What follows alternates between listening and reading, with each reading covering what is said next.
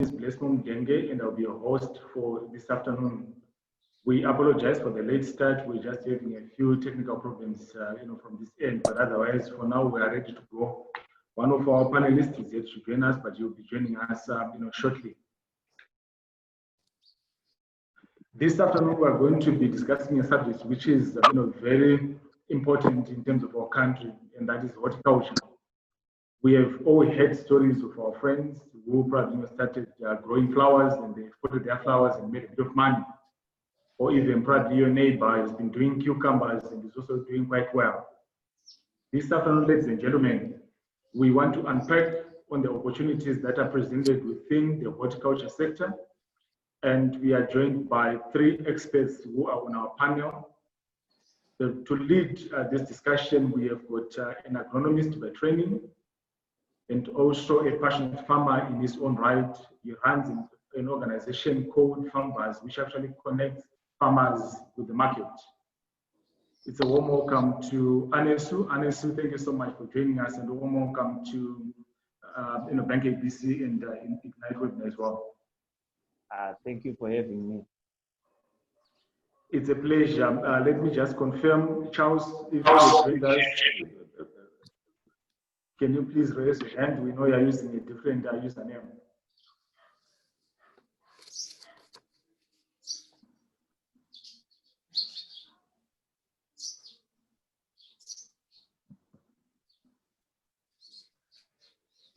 That's fine. I think whilst you are waiting for Charles, I would also want to welcome our panelist from Zimtrade. He's an economist by training, specializing in export markets, and also very much passionate about supporting farmers. Pakwashe, welcome to Bank ABC. Thanks, Blessmore. Thank you very much. It's good to be here. It's a pleasure. I'm happy that the technical glitches have been sorted from your end. That's what technology does. When you need it the most, that's fine. Over to you, Anesu. Is a show you can run it away, boss. Okay. Welcome, everyone. My name is Anesu Mapisa. I'm an agronomist by training and also the founder of Farmers Agriculture Solutions. So basically what we do at Farmers is we are promoting smart farming in Zimbabwe by bringing in new agricultural innovation to sustain the industry. We've got a lot of solutions like smart farm management, digital magazines, farm food, which is an online farm equipment online shop. So we are working with a lot of Zimbabwean farmers, and they are facing their major challenge is on the market, and some are producing very well and they really want to export, but the know-how of how it is being done, that's the challenge. So we are here to be part of this webinar meeting so that our invited farmers can learn one or two things. So, yeah. Thank you for that, Anesu. Before we move into our discussions, I know a lot of farmers that have joined us, a lot of farmers in the making that have joined us. We have a lot of questions to ask. May I request everyone that we will open a question and answer segment towards the end of this webinar, which should be the last 30 minutes of the segment. For now, everyone, please mute your microphone, and then we'll allow you to speak during the Q&A segment. But for now, Anesu, the platform is yours. The farmers are eager to learn. They want to know where can they sell their flowers, where can they sell their fruits. After all, we're selling my euro at the moment. Over to you. Yeah, okay. So in this webinar meeting, we are going to discuss all of that. I understand we have Mr. Kupakwashe from Zimtrade. We are very, very, very grateful to have Mr. Kupakwashe because Zimtrade, that's where we can get the knowledge of how the horticulture export is being done. So I'm going to ask my first question to Mr. Kupakwashe on the role of Zimtrade in the horticultural industry. Over to you, Mr. Kupakwashe. Thanks, Anesu.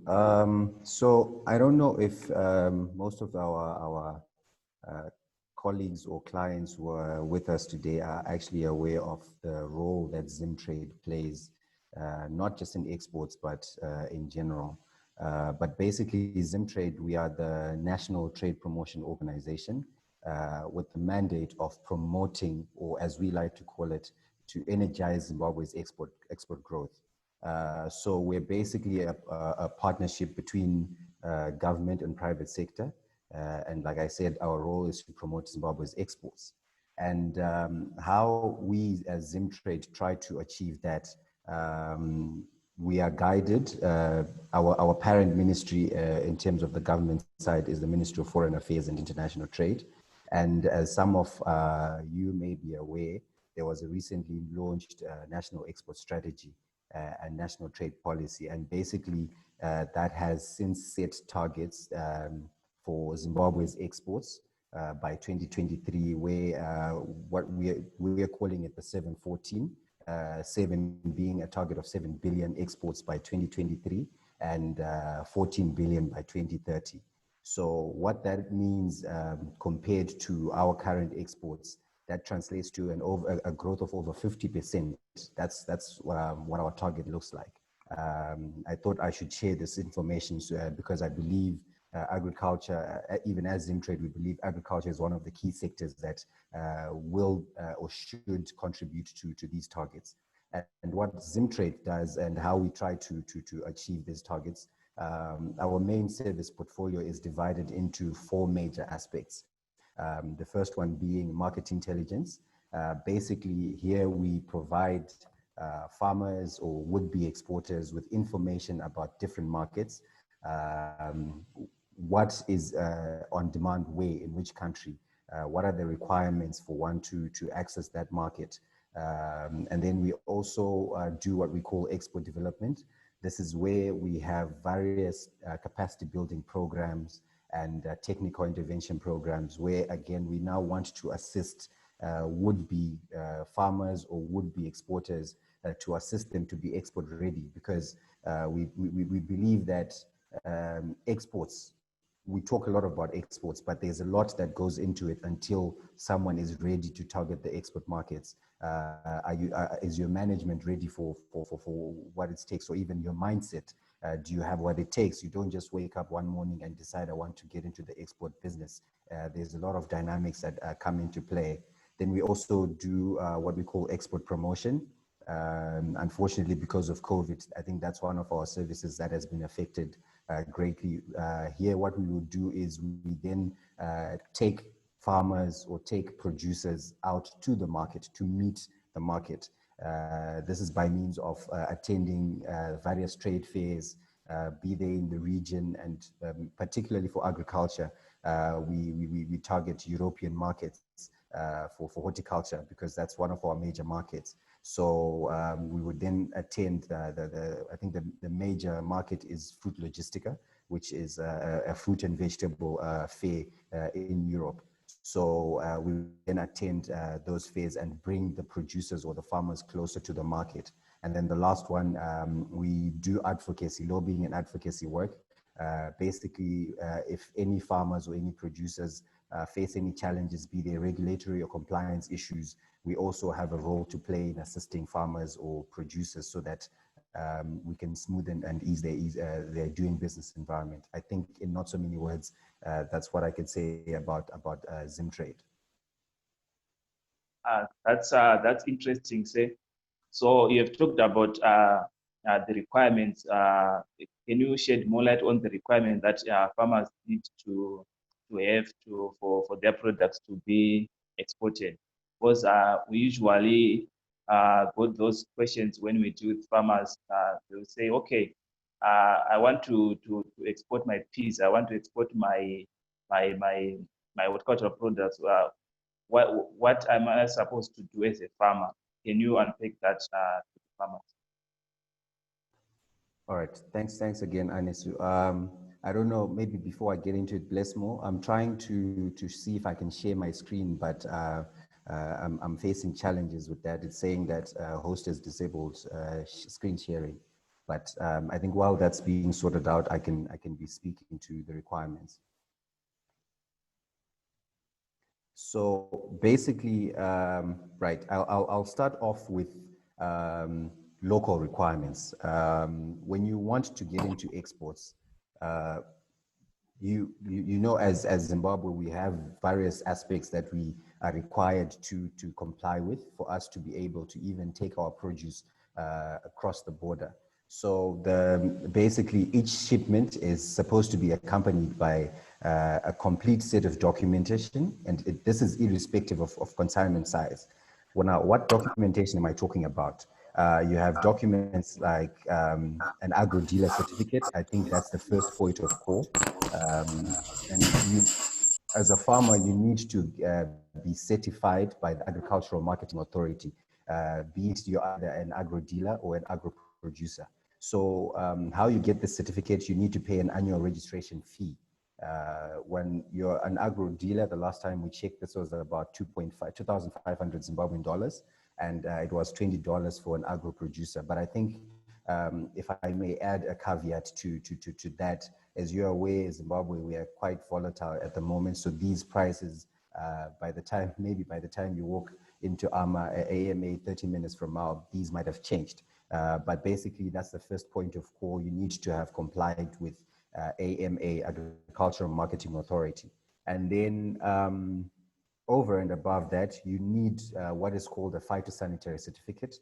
This is basically a health certificate, which basically proves that your produce is ready for human consumption. I think if I may take it home a little bit, I understand some of us might have gardens in our backyards. You know, when you spray chemicals, mumaveji, you know, you have to give a certain timeline, a time period before you can actually consume that.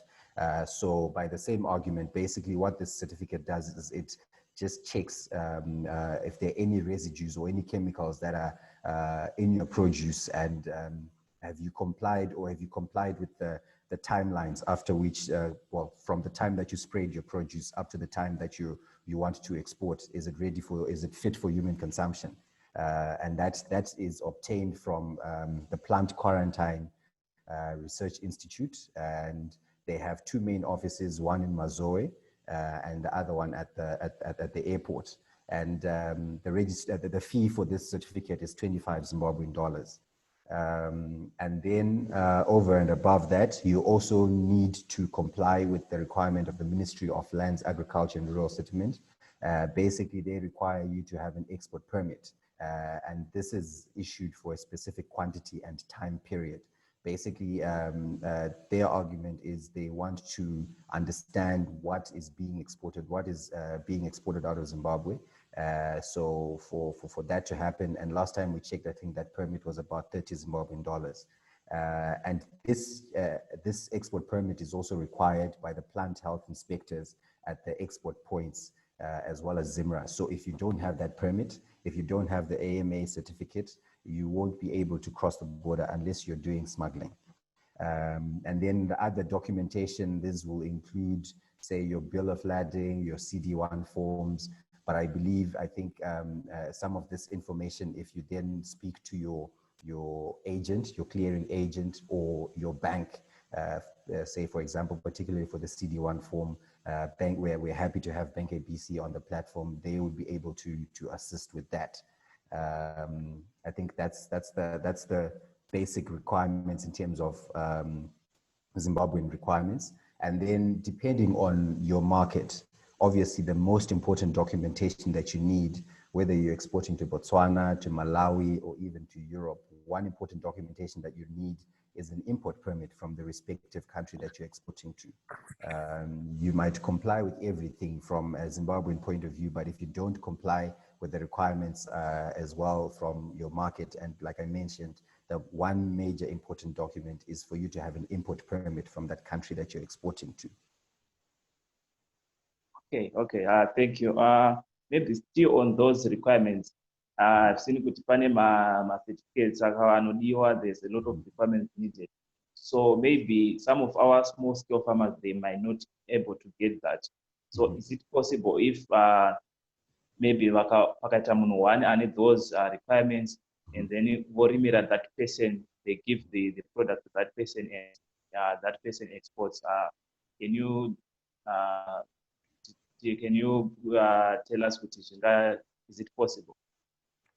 Okay, so with smallholder farmers, and I think that's a very important and very valid question, and I was going to touch on that as well when we get to some of the requirements, particularly for the European market. But even as you're asking for the local market, what other farmers then do? They either create a company, sort of like a holding company, wherein they are all shareholders, or it could be as well even a cooperative, and they become party to or members of that cooperative. So when it now comes to these certifications and these requirements, it then becomes the cooperative or the company that then applies for these. And like you're saying, then all these smallholders farmers basically produce together and feed into this, a larger body. And then when it comes to exporting, you can export as a group. But I think, well, I'm still not able to share my screen. I was hoping to then be able to share a video. As I mentioned, I think the other important aspect when you're one of the major markets for horticulture produce at the moment is Europe. And I think a lot of our farmers right now, when they are looking for or looking to get into horticulture produce, they're looking to export. And I think the word has gone around a lot now that our fruits and vegetables to Europe. And now when it comes to Europe, there's one important certification that well, it's a voluntary certification, but unfortunately, it has indirectly become regulatory or a requirement. So you at my exports to Europe if you're not Global GAP certified. So it's called Global GAP, and basically what it means is the GAP stands for Good Agricultural Practice. And as I mentioned, it's a voluntary certification standard that most European buyers will insist on before they can take our produce. And basically why they insist on that, they basically just want reassurance for my consumers, how are we producing our food, and are we also minimizing any detrimental impacts to the environment based on our farming operations. They also want us to reduce the use of chemicals and also to ensure that we're responsible when we're dealing with our workers' health and safety, as well as animal welfare. So it covers different aspects. But when you're targeting, like I mentioned, when you're targeting the European market, it becomes a different dynamic. And basically, when you're talking about the European market, they also have what they call an option 2 for group certification. And it covers that aspect where you can come together as a group and be certified. Maybe what I can try do, I don't know if maybe I can try play for a couple of seconds an audio. It was a video, but I can try play the audio and see if it's audible enough. If not, then I can just speak to what the video was basically saying.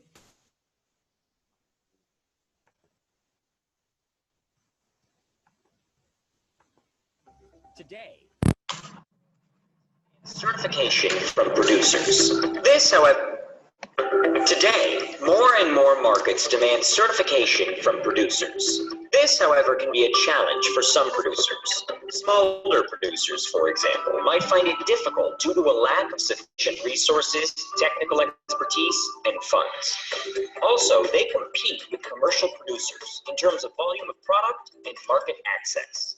Larger individual producers, on the other hand, are also striving to establish a stronger marketing strategy, and high input costs is also a concern for them. A possible solution for producers is the Global GAP Option 2 Producer Group Certification. At present, more than 2/3 of the Global Gap certified producers are organized in producer groups. And this option has successfully been used for already more than 10 years. Producers, small or large, can form a producer group whereby they jointly sell their products to defined markets. In terms of Global Gap, Option 2 Producer Group Certification refers to a group of producers management system, QMS. The QMS will, in short, cover, among others, topics such as internal QMS audit and internal producer inspections, non-compliances, corrective actions, and sanctions, product traceability and segregation. The implementation of a QMS is obligatory and a key element in group certification. The QMS ensures consistency and improvement of working practices, which in turn provide products and services that meet customers' requirements. The group of producers must have an internal procedure where 100% of the registered members are internally inspected according to the Global Gap requirements, and a management representative with ultimate responsibility. The role of the certification body is not to determine the compliance of each producer in the group, but rather to assess whether the group's internal controls are appropriate. As certain activities are managed centrally, the inspection time on farm level is shorter, and this can save on the certification costs. A Global Gap approved certification body will conduct an announced audit of the QMS and select and inspect on short notice and at random the square root of the total number of producers that are included in this group. 10% of producer groups shall also be selected for an unannounced audit. Each producer member of a group receives its own Global Gap number, GGN, but only one certificate is issued per group after a successful external audit of the QMS and random sample inspections of the producers by a Global Gap approved certification body. The members of the group are included in the annex of the Global Gap certificate. Group certification aims to reduce non-conformances to food safety and quality issues and customers' expectations in the most cost-effective and efficient manner. Benefits for producers include save time and money, improve customer satisfaction, better quality products.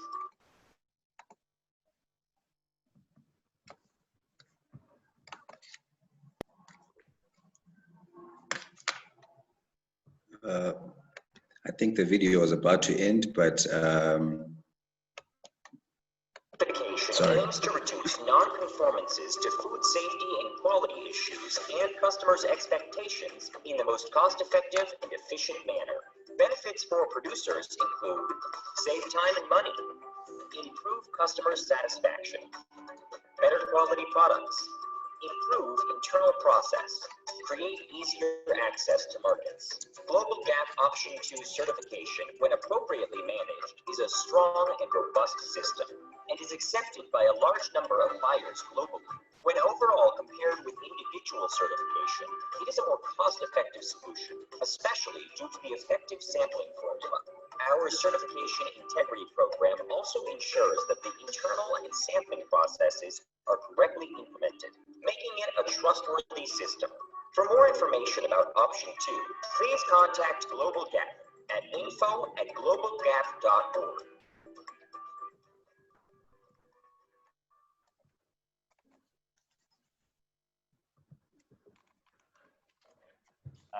Thank you, Mr. Okwashe. I think everyone can, if you can share the link to the video so that everyone access it. Okay. Okay. So I'm happy that Mr. Charles is now with us. So Mr. Charles is a banker by training, and also he manages agribusiness portfolios at Bank ABC. He deals with small and medium enterprise farmers. So I would like to ask Mr. Charles, we've been talking about exporting, but maybe certain to that level, do we have local markets that our horticulture farmers can maybe sell their products currently right now in Zimbabwe? Good day, everyone. Okay, it's Charles Makonye. I'm with SME banking. Yeah, we do have markets locally, and these are formal markets as well as informal markets. For the formal markets, we do have our wholesalers, the retailers, as well as the usual shops in the country. And for the informal markets, we do have the famous Mbare and Sakupa markets. So I think that's what I can say at the moment on the markets, on the local markets.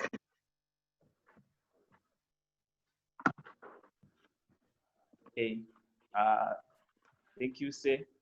So let's since you work with the bank, maybe our farmers would like to know if there are funding options for them, because like Mr. Kavashi was saying, the requirements, maybe they need a lot of financial a good financial background. So maybe our farmers would like to know if they are any funding options for them to venture into this horticulture export industry. Certainly, we do have funding for the farmers.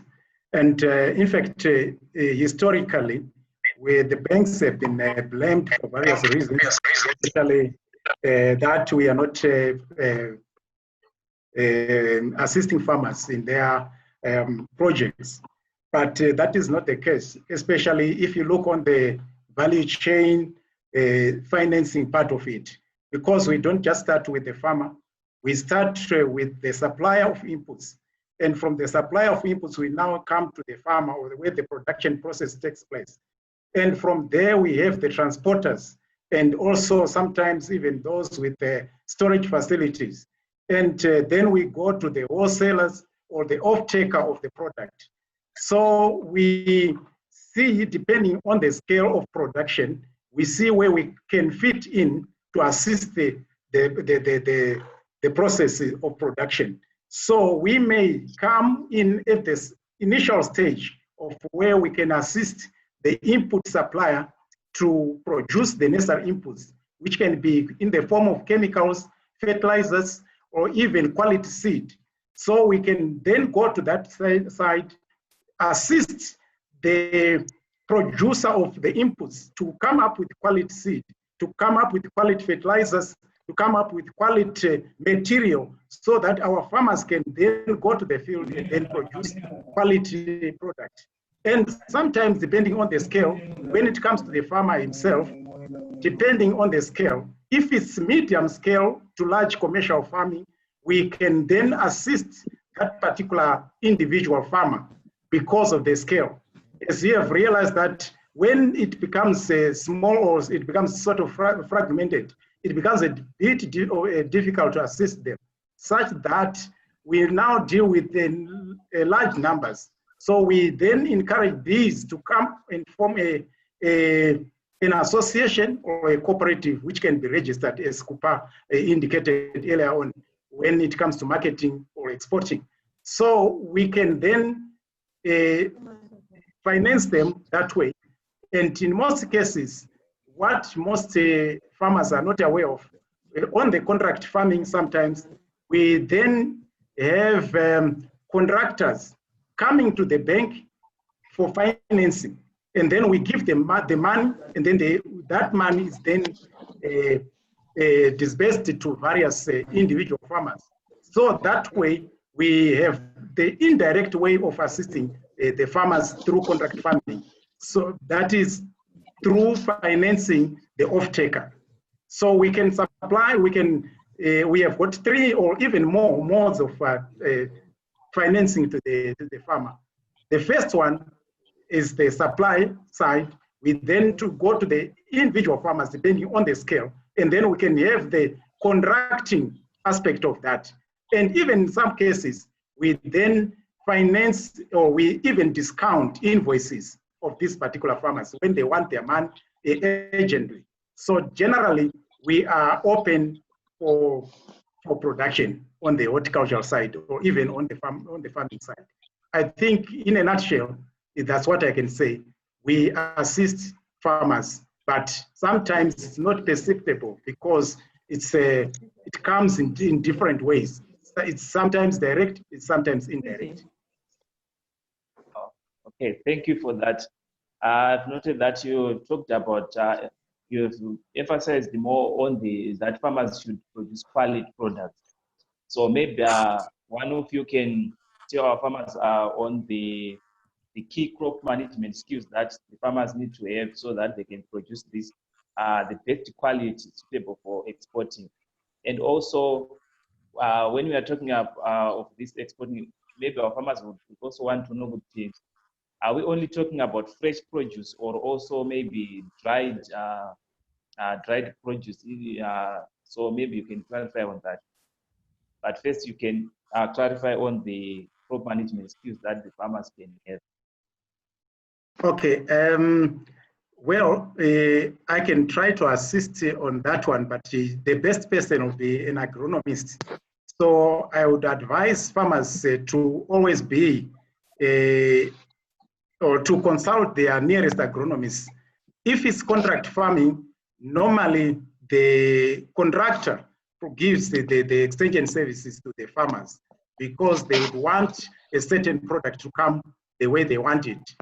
But generally, I can say it starts with the quality seed or quality inputs. And then from there, you can then go to the proper agronomic practices, which include weeding, that is the cropping side, which where you would need a weed-free field, and you also need to know how to control diseases and pests. And it doesn't end there.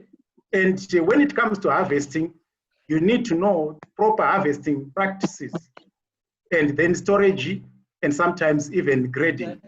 So all that is involved. It's a lot of activities which are involved, and it actually requires one to be knowledgeable in this area, because horticulture is unlike growing maize. It's sort of specialized, and in most cases, it's capital intensive. It requires a lot of inputs. It requires special types of fertilizers, and even sometimes special types of disease and pest control chemicals, such that one needs to have an idea of what he's doing. If not, maybe you need to consult or to employ someone with the requisite experience and technical abilities. Okay. I think that's what I can say for now. Yeah, so the best thing is always to work with the local agronomist or the agri-tech officers so that they can get the assistance. And also for companies like our own company farmers, we also have agronomists that can help in farm management so that our farmers can produce high quality products. So back to Mr. Midzi, I'd like to ask you on the sustainability of horticulture industry in Zimbabwe. Can one really earn a living doing this horticulture industry?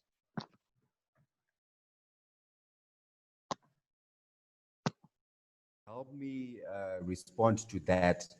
Allow me to take time to also then share a bit information on the markets that are available out there for Zimbabwean agricultural produce, because I think that will help make it clear to our farmers that it is sustainable. If you do it right, you can actually make a living out of agriculture.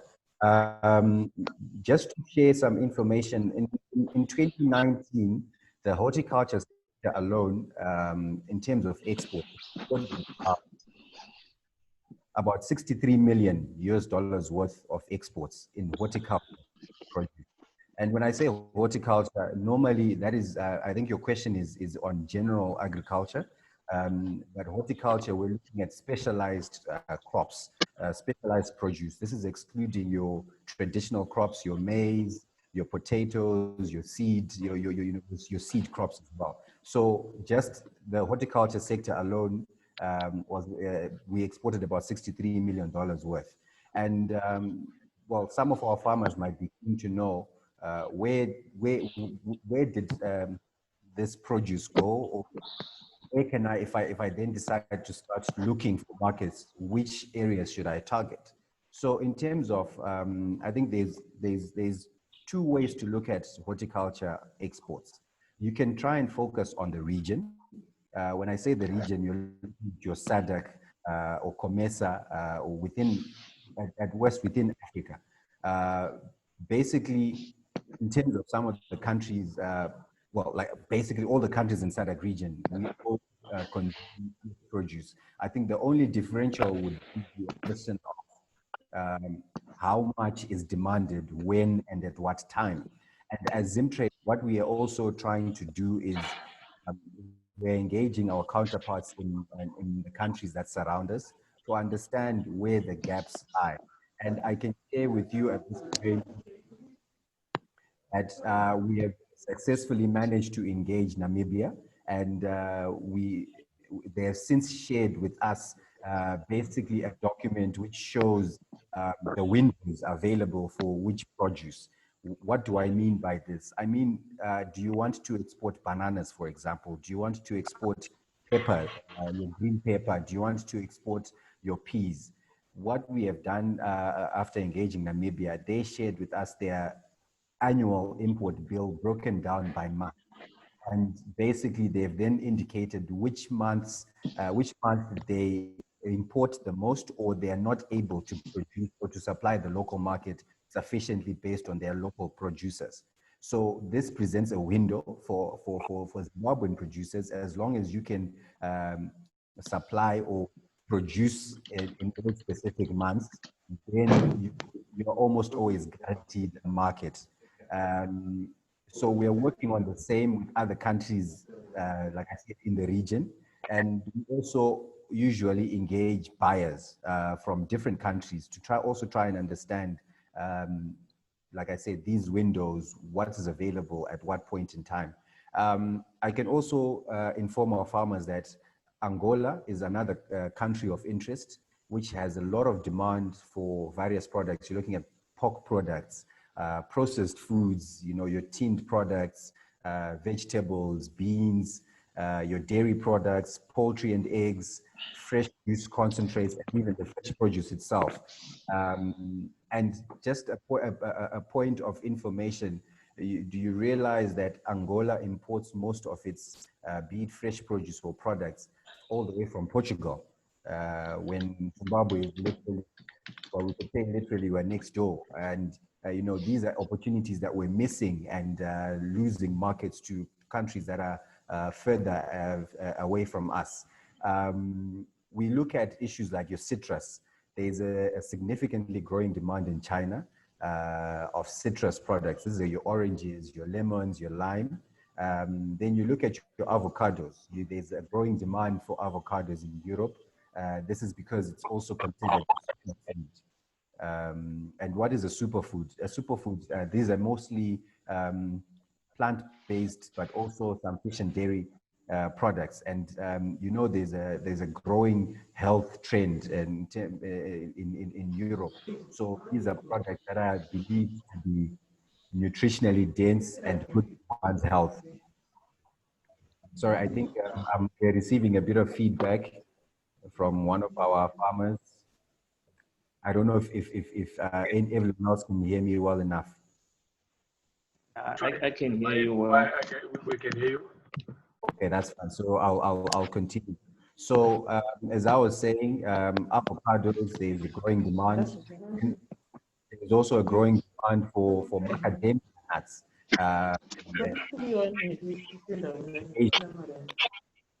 And then we also have blueberries, also considered a superfood, and there's demand in Europe.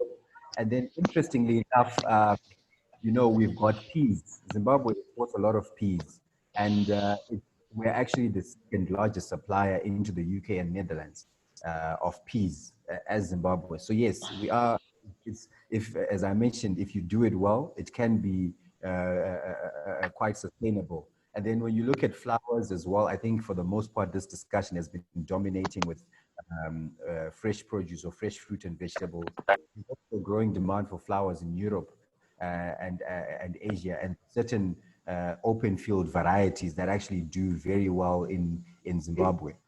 So again, that presents opportunities for us to target some of these markets. And allow me to take this time to mention a particular sweet potato variety that is growing again in demand in Europe.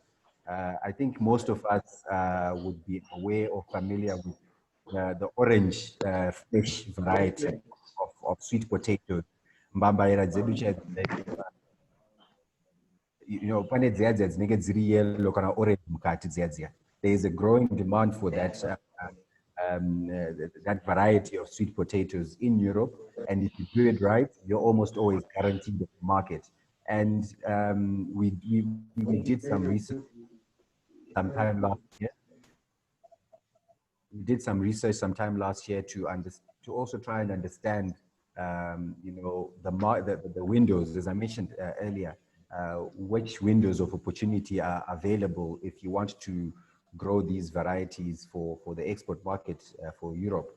And basically, between April and July, August, you're almost always guaranteed of a market because most of the other major suppliers into Europe would have run out or would not supply.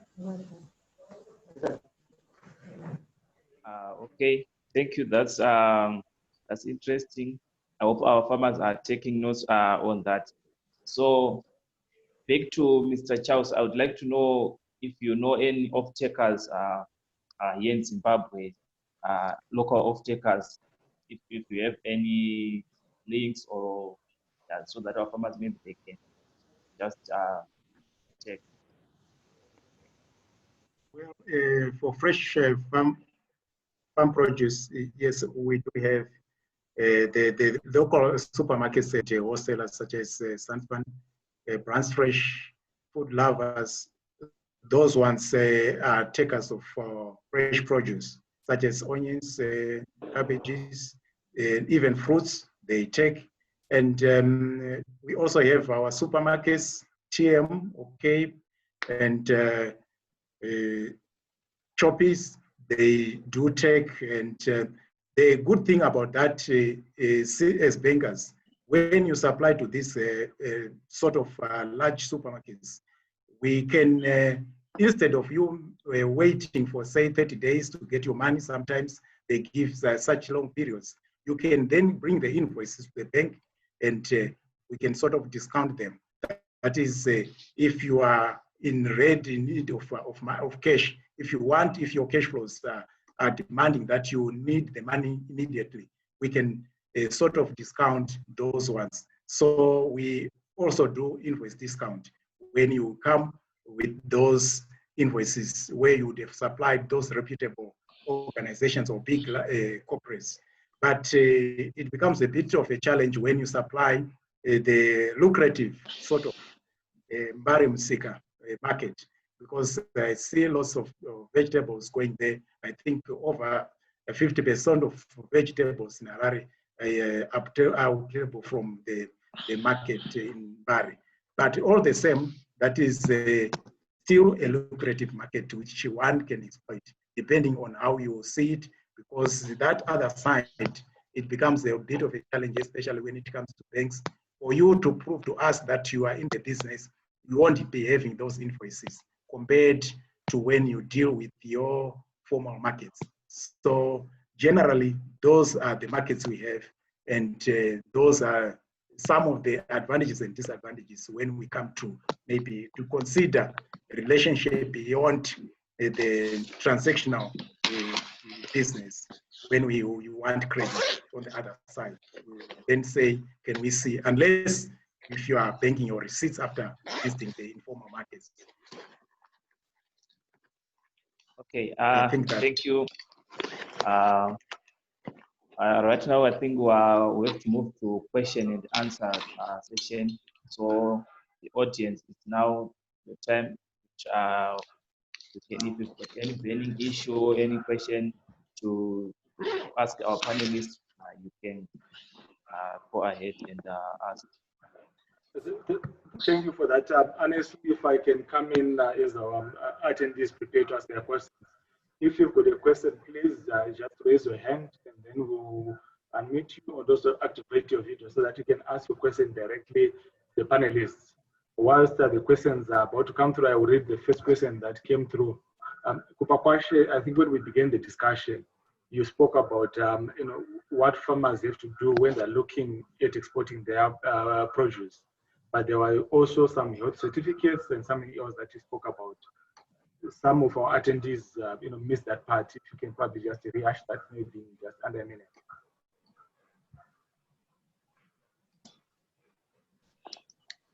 Okay, I think for the benefit of those who missed that part, in terms of the requirements, I said the first requirement is for you to have an agro dealer or an agro producer certificate. The difference obviously being whether you're a dealer and you're not whether you're a dealer or an actual producer. And this is obtained from the Agricultural Marketing Authority. And I did say that this is an annual certificate. So if you pay for it now, it's valid for the year. It's a once-off certificate. And the annual registration fee for an individual agro dealer 2.5, 2,500 Zimbabwean dollars. And for an agro producers, it's 20 Zimbabwean dollars. Then the second requirement is, sorry, I think I'm getting some feedback from Nesbet, but I hope everyone else can hear me. So the second requirement is a phytosanitary certificate. I'll type the actual spelling of that, but it's basically a health certificate obtained from the Plant Quarantine and Research Institute. That's PQRI. And then the cost of that certificate is 25 Zimbabwean dollars, and it's obtained from either their Mazoe plant protection offices in Mazoe, or they've got an office at the airport.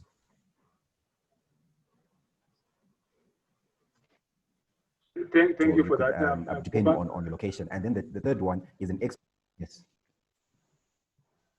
Sorry, Blessmo? No, that's fine. You can go ahead, boss. Okay. And the third one is an export permit issued by the Ministry of Agriculture. And this is issued for a specific quantity and time period. So you have to be specific in terms of what you are applying for and what produce it is, what quantities, and for what time period you're applying it for, because it can expire. And FYI, this export permit is also then required by the plant health inspectors at points of exit. These are the export points as well as ZIMRA. And also, you can't go and apply for an export permit before you have an Agricultural Marketing Authority certificate. So you need to take note of that. Thank you so much, Cooper. Let me request Emma to unmute Nosipo so that she can ask a question. Emma, please go ahead and unmute Nosipo.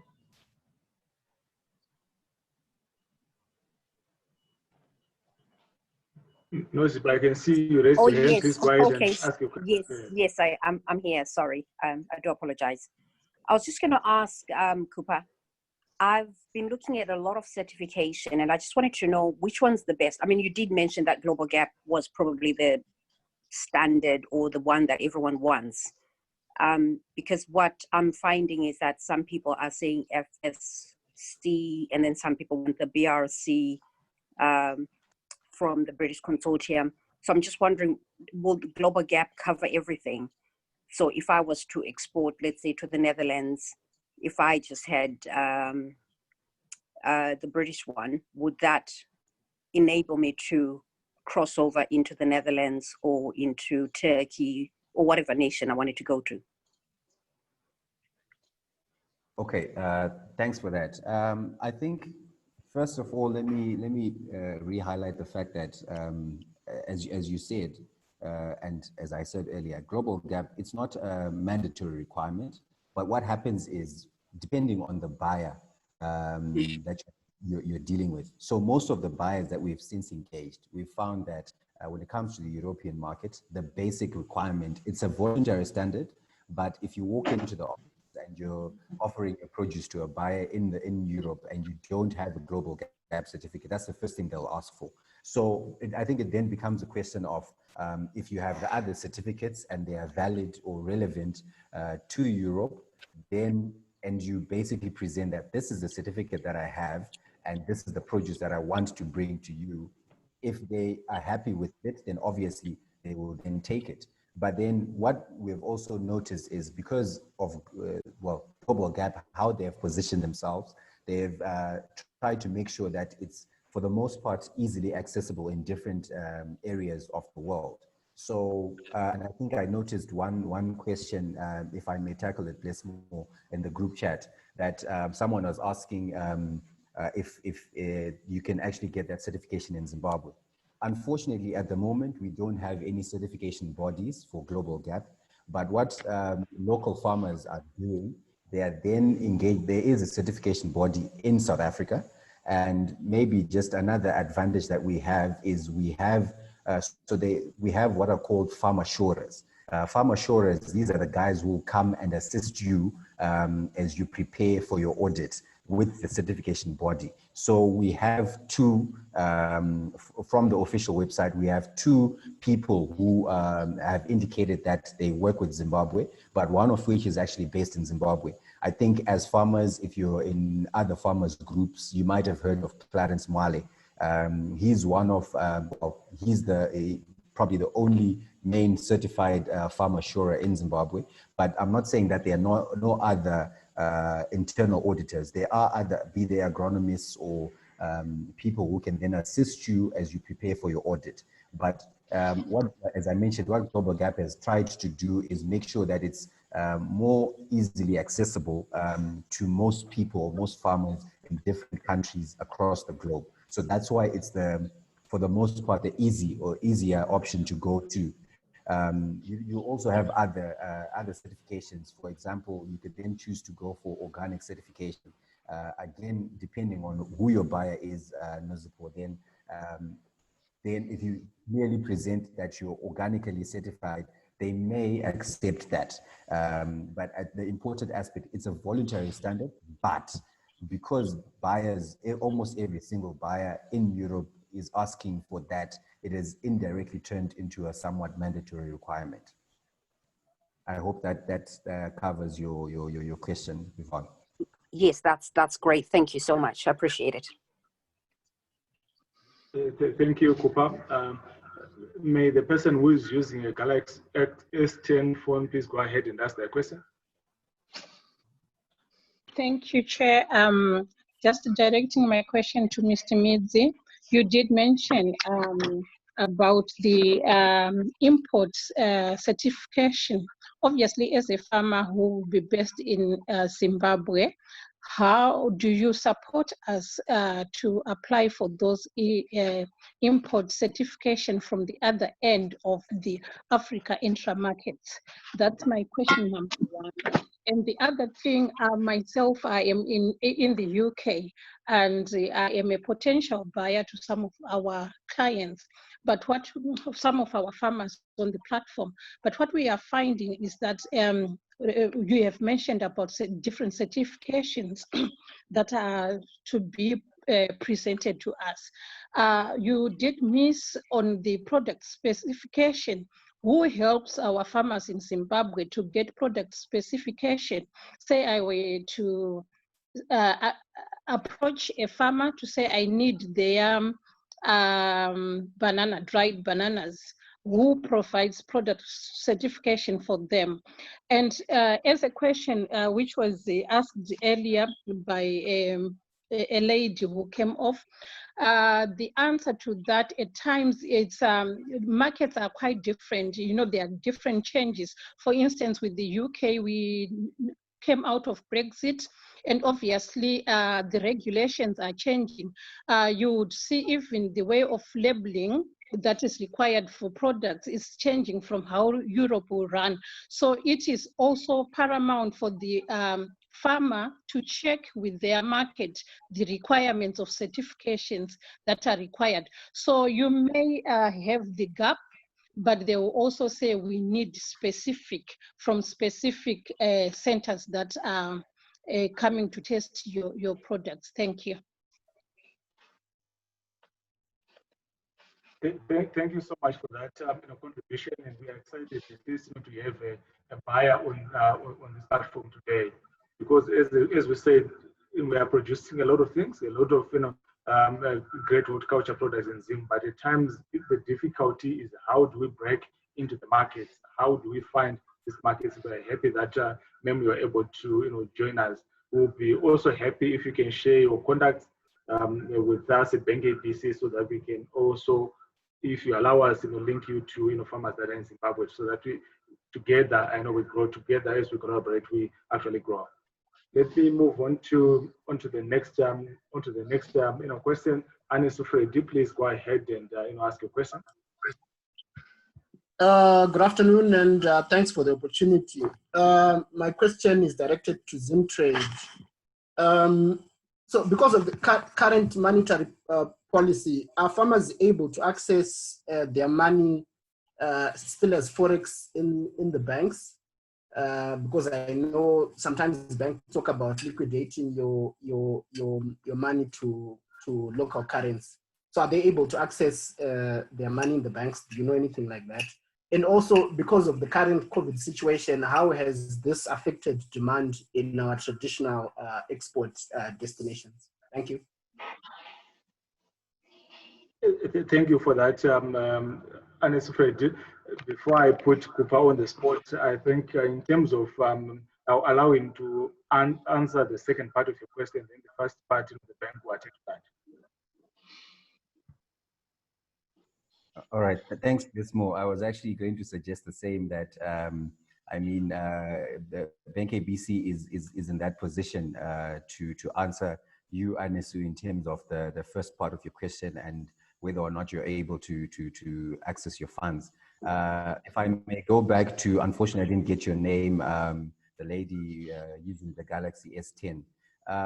So the first part of your question was regarding the import permits. So what normally then happens is, depending on the buyer, so if you strike an agreement with the buyer in the respective country, they would then handle that part of that requirement, because obviously if they want your produce and they're happy with it, they have to then comply with the requirements on their side of the country.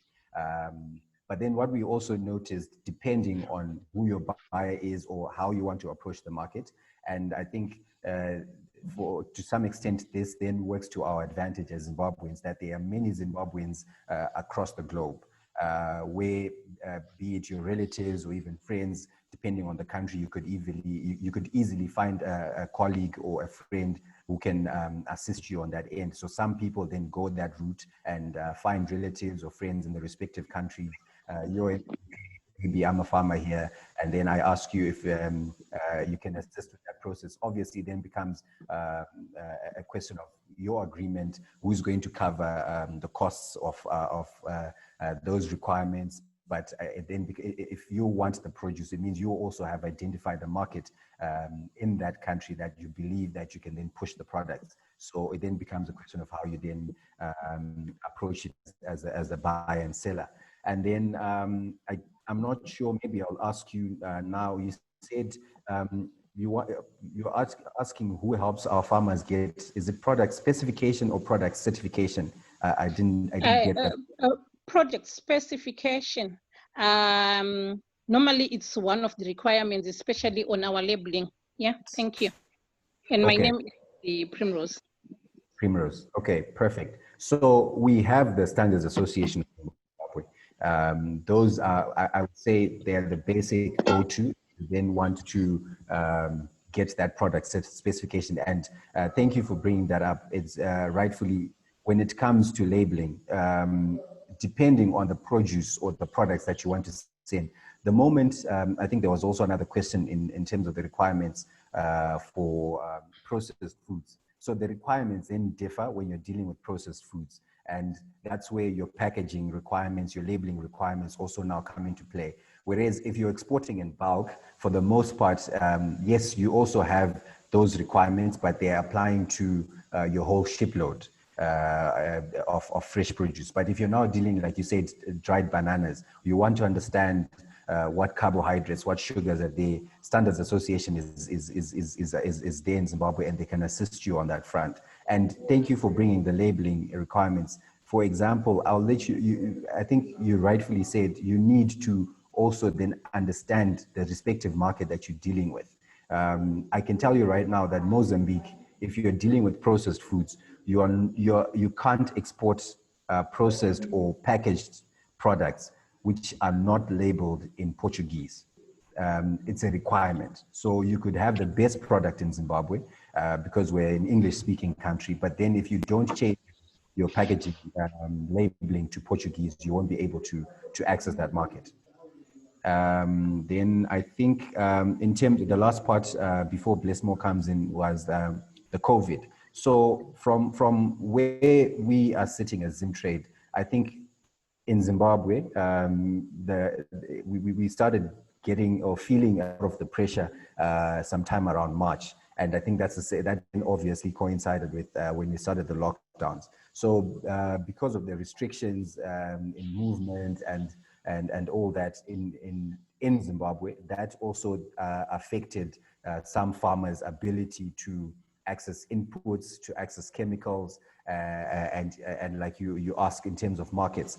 But what we have seen, especially for farmers that already had established markets and established buyers, it's now just one of their major problems was also the issue of flights. I'm talking more specifically in terms of exports of horticulture to Europe, where airlines had also been grounded. But ever since KLM, and I can give example, KLM and Ethiopian Airlines came back on board, we've seen a change where produce has started moving. So yes, obviously the challenges would come more, not necessarily in demand. I mean, obviously, yes, economies that have been hit by COVID, and obviously that translates to reduced demand. But for the most part, the challenges have been coming more from the ability to then move.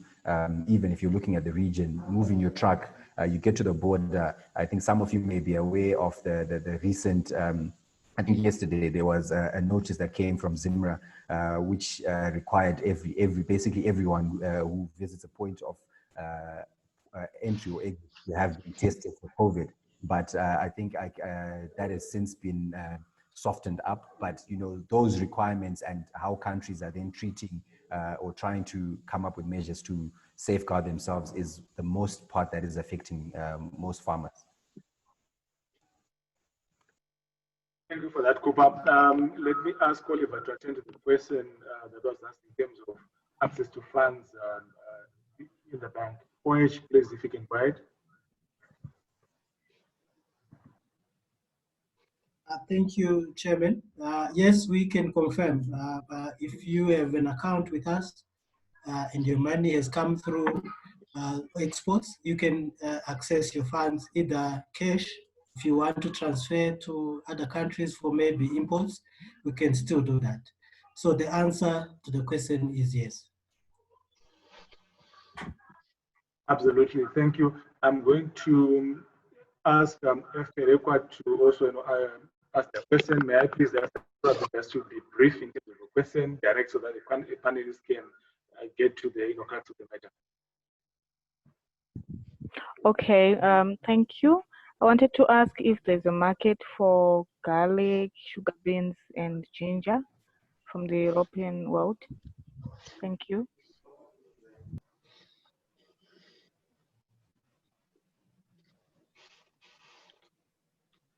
Upa, would you like to take that? Okay, thanks, Blessmore. And so, market for garlic, sugar beans, and ginger. That's not an easy one. Why I say that is because when you're looking at European markets, not so much. So when we're looking, whenever we get inquiries for these kinds of products like your garlic and ginger, we normally recommend for the region.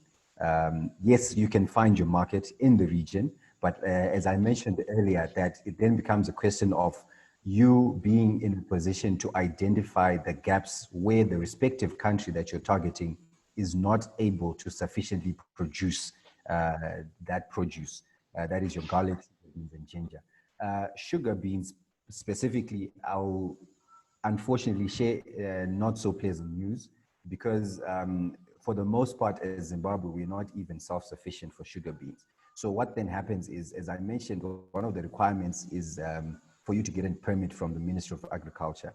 And so one of the reasons that that requirement is there is to also manage to make sure that we don't wake up with no sugar beans in Zimbabwe and we end up importing all the sugar beans from our neighboring countries. So it's also sort of like a restriction measure so they would know basically anticipated tonnage of sugar beans for this month or for this year. And if we have a deficit, you are highly unlikely to get that permit. But then for the other products, ginger and garlic, I would also recommend that you value add. Value add, create a sauce, create a mixed kind of mixed ginger or crushed garlic, crushed garlic, crushed ginger. I don't know if especially for those in Zimbabwe, I would say this because it's one of the products that I normally consume personally. Crushed garlic, it's either for the most part very expensive or not easy to find, and you have moments where you can't even find it in the shops. So by the very same argument, if you can do a bit of value addition, crush it, add some oil or white wine vinegar, or find a unique way to transform it, then you can easily find a better market for it in the region. I can tell you, for example, you can talk of chilies as an example. Export of chilies, the number of inquiries we get on export of chilies are mass. But then what other guys have since decided to do, they've created, as I mentioned, crushed chilies, and there's a demand for that in Botswana. Crushed, be it in the form of a spice, or you add oil, vegetable oil, or add white wine vinegar, and now you already have a market. And it's a simple thing, but you see, you transform a product, and you've turned it into a niche market product.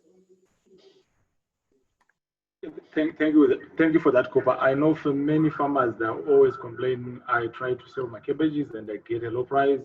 As long as you sell your product, it needs like almost like raw form, you don't get much value out of it. I'm so glad that you spoke about value addition. That is where we need to go as farmers. That is where all the dollars are. Half the time I'm complaining, the middlemen are making a lot of money. Why? It's because they're adding value to your sweat. So definitely, many thanks for that.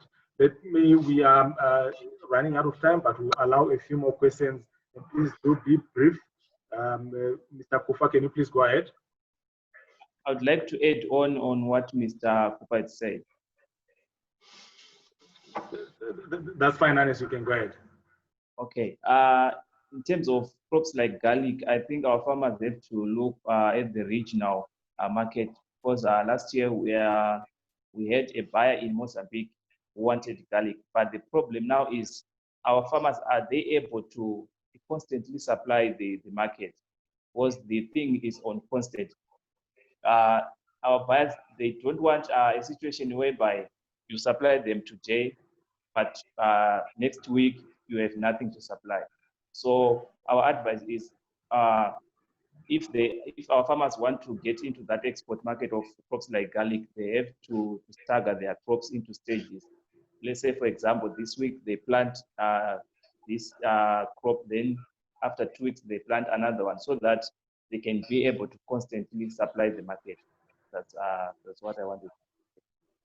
Thank you. Thank you, Anis. We'll take one question from Mr. Kufa.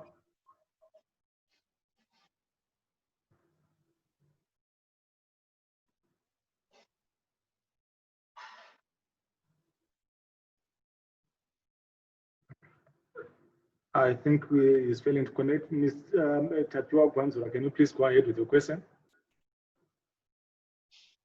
Thank you.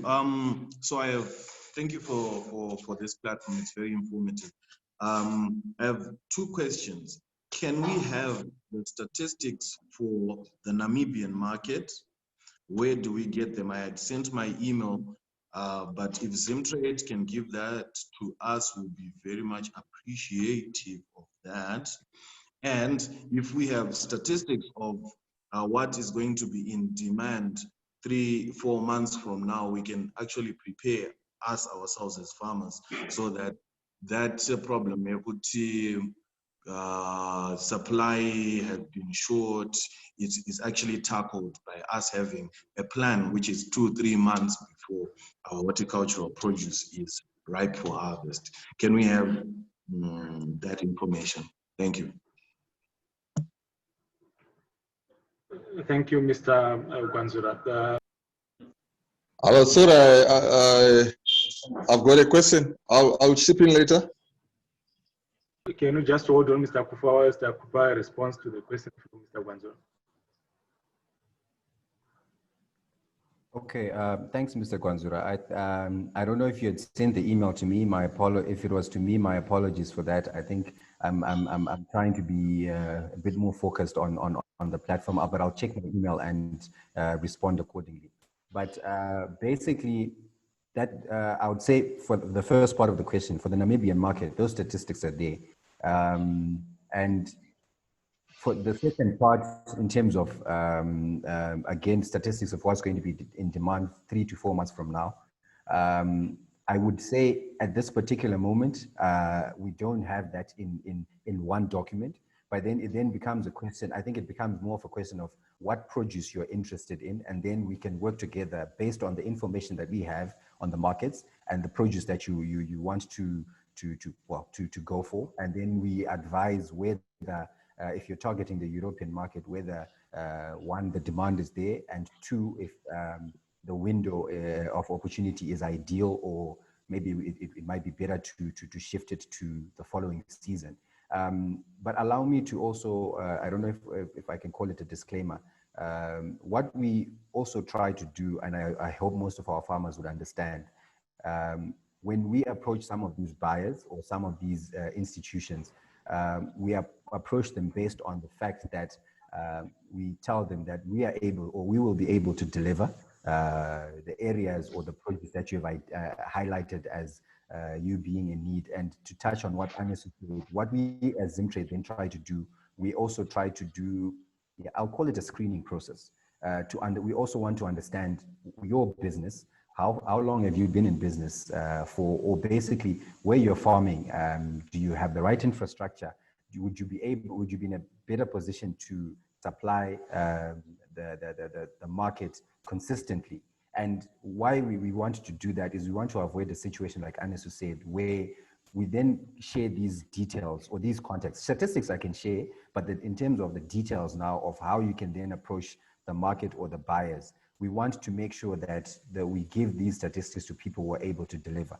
We're not discriminating, but what we simply do is, let's say, for example, now because of COVID, we may find a different means of, but just a basic visit to your farm to understand the operation on the ground. We're not dealing with, to also understand, we're not dealing with a broker or someone who actually doesn't have the produce. So we can work together. We can also discuss on a bilateral, and then if we are convinced that you'll be able to deliver, trust me, there is no reason why we would hold back on literally even the buyer's phone number and the email.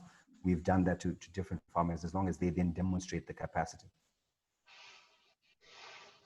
Okay, well, sorry for me to butt in, but my question is, how do I get you guys to come and screen me? So literally, like you said, you've expressed interest. It then becomes a question of you and me talking and understanding one, where you are located, and we can then agree on when we can come out to you. Okay. That's fine. Thank you for that. Kupa, he has shared his email, kmidzi@zimtrade.co.za. you can get in touch with him. Zimtrade is quite an open office. They really want to support our farmers. So please, you can always get in touch with him. The last question would be asked from, I think that should be Mr. Kufa. If you can please go ahead. Okay, thank you for the opportunity. I just want to ask on the issue of gap on the good agricultural practices. I understand there is no body in Zimbabwe that does that, as you have said, and there are only farm assurers, and you indicated that there are only two, if I'm not mistaken. Is it not possible to have many people trained to do the certification in Zimbabwe? I don't know whether is it a question of facilities, because I just think it's a question of creating farm food facility.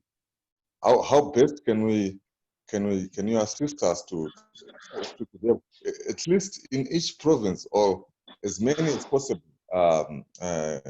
gap officers, so that our farmers could export as much as possible? I think this is one of the other things which could hamper our farmers from exporting their products. The issue of gap. Thank you.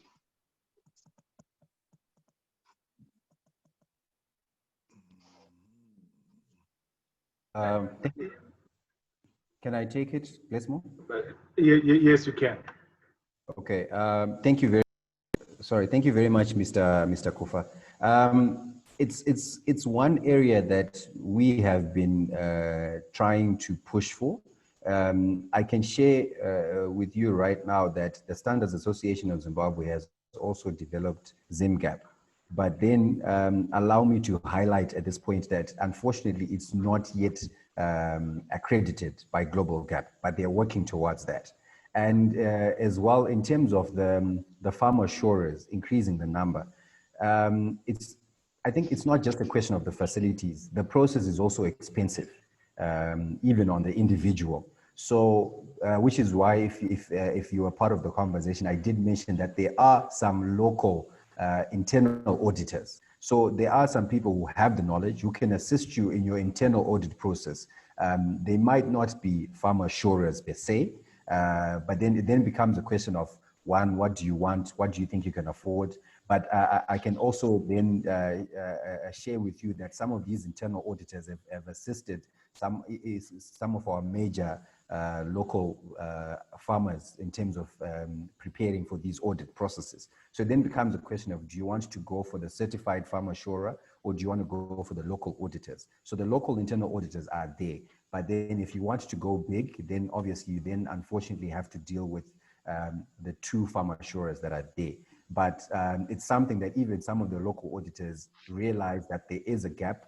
But like I mentioned, it's also quite an expensive process to then get to that stage where you're regarded as a farm assurer. And as well, we don't have the certification bodies because they would also have a number of requirements for an institution to be approved or accredited as a certification body. So you unfortunately have situations where even for the actual certification, some farmers have to, because you then have to fly in someone from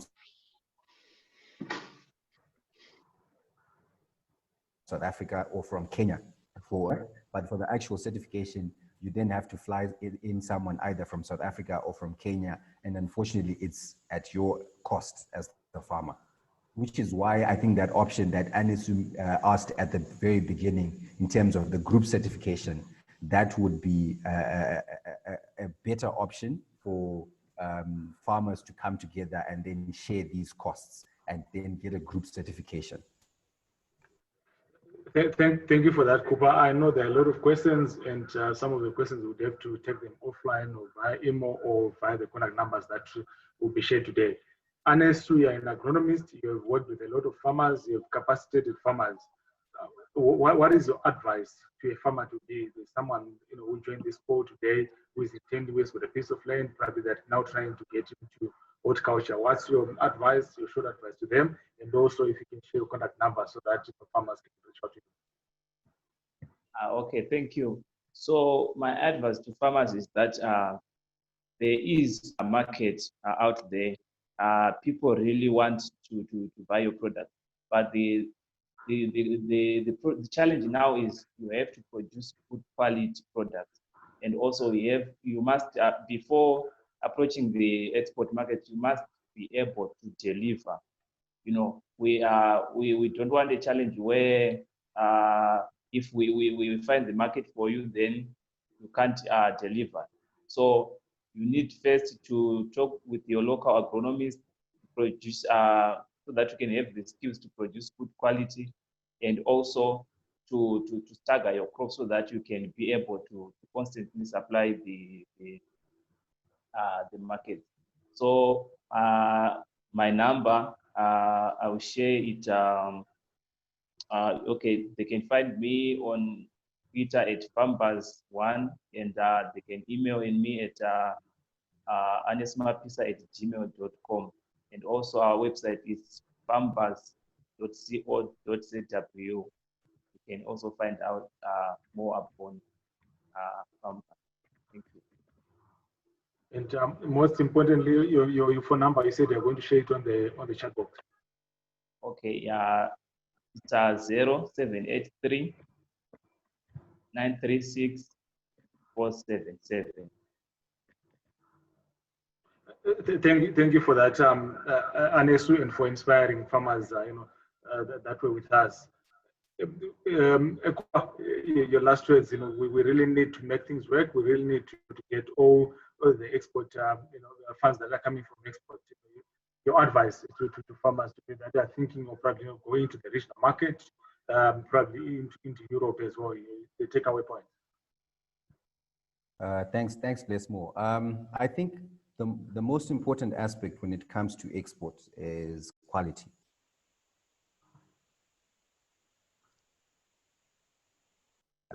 Don't think that you can make it in the export markets if you choose the right quality products. And one piece of advice that we normally give everyone as well, be it in terms of horticulture produce, agricultural produce, or even manufactured goods, is where the market is available locally.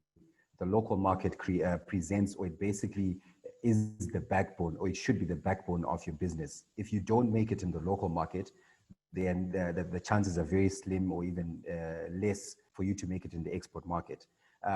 But also not to disregard or let people leave this platform with low spirits. I think one other important aspect that we need to take note is, at times we can't all be exporters, but there are some consolidators who are available. Some of the big exports that are going out of Zimbabwe are actually going through consolidators rather than individual exporters.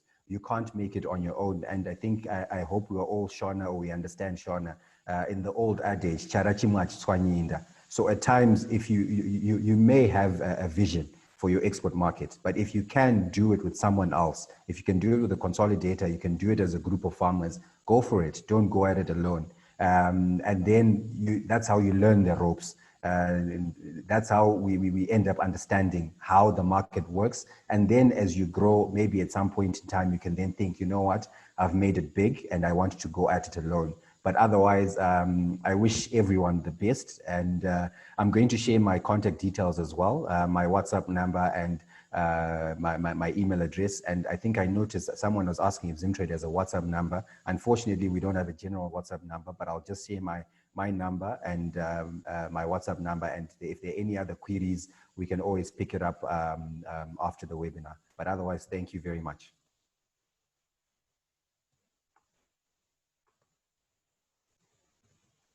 Thank you so much, Kupa, for those encouraging words. Charles, I know in terms of for farmers, they would rather be in the field than to worry about their money. When is my money coming through? What should I do when I get my funds? Any words for farmers out there, on what bank is you can do for them? What I can tell the farmers that there is always a bank where you can deposit your money.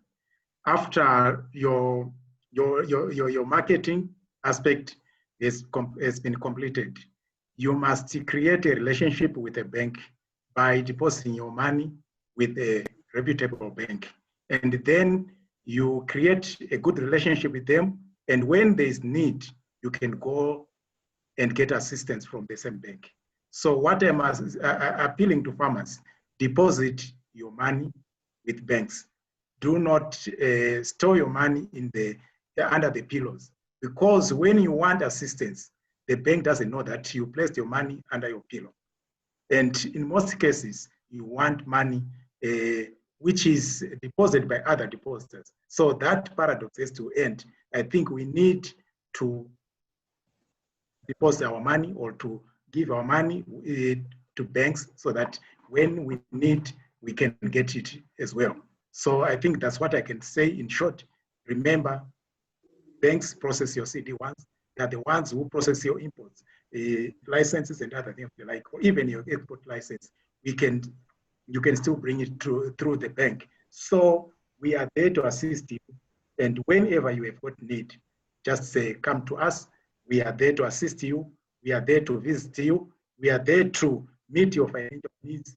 And even like what we are doing, we are there to give you the necessary information, which you cannot easily access anyway, such that you now know, even when you want to bid, you now know there is price. When you want to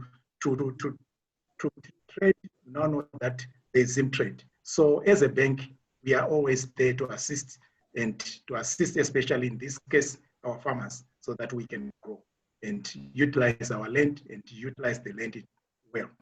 I think that's all I can say for now. Thank you so much for that, Charles. And yes, to address, let me say, I've seen your comment about depositing cows and getting big goats. But let me hasten to add that definitely at some point, for you to grow, for you to scale up, you need a financial institution to assist, from that. We, on our side as a bank, we don't really take pride in dealing with small stock. We take pride in talking to you today when you have a 5-hectare plot, to talk to you again 2 years later when you're farming on a 100-hectare, 300-hectare plot. That is possible when you've got a financier. Let me conclude our discussion this afternoon by thanking the panelists for this afternoon. Kupakwashe Midzi from Zimtrade, thank you so much for coming through, boss. It was really a lively discussion. And to farmers out there, Zimtrade is open for business. You can always get in touch with them. Anesu, again, an agronomist, thank you so much for joining us. And we know the good work that you're doing in supporting the farmers, linking farmers to the markets. It was a pleasure having you on board. And for everyone, let me wish you a happy Yellow Friday today. Please do enjoy yourself. Please go by to your farms, look after your produce. But at the same time, as the panelists said, it's not only about crops, but there's a whole value chain that is there. Find a niche that you can, find a space that you can play in. Not everyone can grow the crops, but someone can process, someone can look for the market. The market is big, it's open for everyone. Otherwise, goodbye everyone, and have a happy Friday. Bye-bye.